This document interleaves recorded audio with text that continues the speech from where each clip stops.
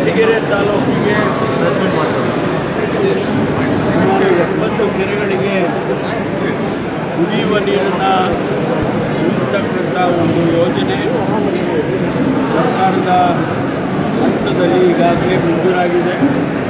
ಸುಮಾರು 288 ಕೋಟಿ ರೂಪಾಯಿ ಇದಕ್ಕೆ ಅನುಮತಿಯನ್ನು ಕೊಟ್ಟಿದ್ದಾರೆ. ಸಂಪುಟದಲ್ಲಿ ಕೂಡ ಅನುಮತಿ ಆಗಿದೆ, ಸರ್ಕಾರಿ ಆದೇಶ ಆಗಿದೆ.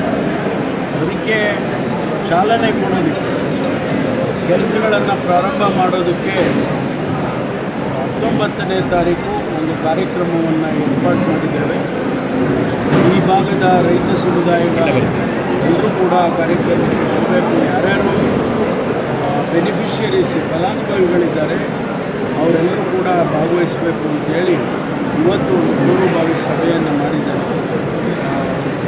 ಬಹುಶಃ ಈ ಭಾಗಕ್ಕೆ ನಮ್ಮ ತಾಲೂಕಿಗೆ, ನಮ್ಮ ಕ್ಷೇತ್ರಕ್ಕೆ ಮಧುಗಿರಿ ಪುರವರನ್ನು ಸೇರಿ ಸುಮಾರು 106 ಕೆರೆಗಳು ನಮ್ಮ ಕ್ಷೇತ್ರದಲ್ಲಿ ಕುಡಿಯುವ ನೀರಿಗೆ ಆಗುತ್ತೆ. ಅದರಿಂದ ಇದು ಒಂದು ಹೊಸ ಅಧ್ಯಾಯ. ನಮ್ಮ ಭಾಗದಲ್ಲಿ ನೀರಾವರಿ, ವಿಶೇಷವಾಗಿ ಕುಡಿಯುವ ನೀರಿನ ಸಮಸ್ಯೆ ಬಗೆಹರಿಯುತ್ತಿದೆ.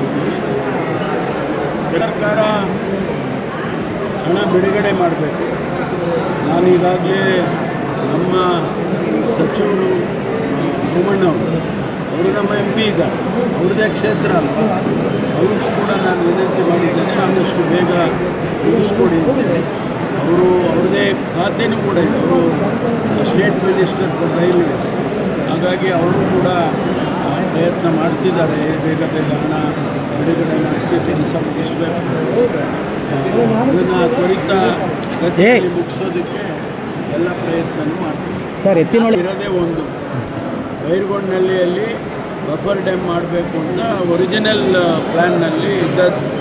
ಈಗ ಅದು ಬದಲಾವಣೆ, ಹಿಂದಿನ ಸರ್ಕಾರದವರು ಅದನ್ನು ಬದಲಾವಣೆ ಮಾಡಿ ಬಫರ್ ಡ್ಯಾಮ್ ಇಲ್ಲಿ ಕಟ್ಟೋದು ಬೇಡ, ಮುಂದೆ ದೊಡ್ಡಬಳ್ಳಾಪುರದಲ್ಲಿ ಕ್ಷೇತ್ರದಲ್ಲಿ ಮುಂದೆ ಹೋಗುವಾಗ 2 ಕಡೆ ಮಾಡೋಣ ಅಂತ ತೀರ್ಮಾನ ಮಾಡಿದ್ದಾರೆ. ಅದನ್ನು ಪುನರ್ ಪರಿಶೀಲನೆ ಮಾಡಬೇಕು ಅಂತ ಕೆಲವರು ಕೇಳಿದ್ದಾರೆ. ಕೆಲವರು ನಮ್ಮಲ್ಲೇ ರೈತರುಗಳು ಬೇಡ ಅಂತಿದ್ದಾರೆ. ನಾವು ಅದನ್ನು ಈಗ ಸದ್ಯದ ಪರಿಸ್ಥಿತಿಯಲ್ಲಿ ನಾವೇನು ತೀರ್ಮಾನ ಮಾಡಿಲ್ಲ. ಅಂದರೆ ಹಳೆ ತೀರ್ಮಾನ ಏನಾಗಿತ್ತು, ದೊಡ್ಡಬಳ್ಳಾಪುರ ಕ್ಷೇತ್ರದಲ್ಲಿ 2 ಕಡೆ ಮಾಡಬೇಕು ಅಂತ, ಅದು ಉಳ್ಕೊಂಡಿದೆ. ಮತ್ತೆ ನೋಡೋಣ.